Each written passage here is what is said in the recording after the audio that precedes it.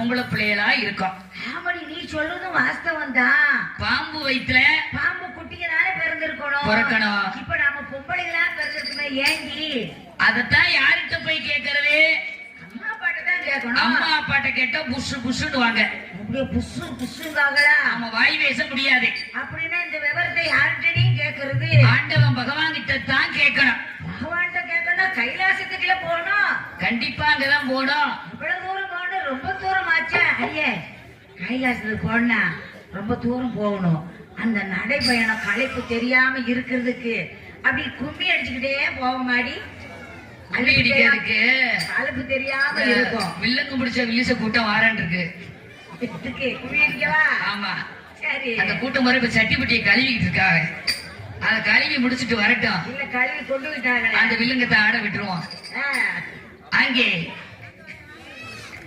தேவிகள் 8 பேரும்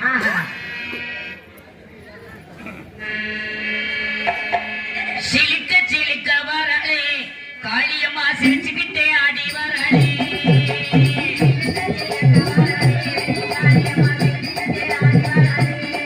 அந்த சிலிக்க அவ சிலிக்க, தேவி சிலிக்க சிலிக்க வரலே, காளியம்மா சிங்கரத ஏறி வரலே.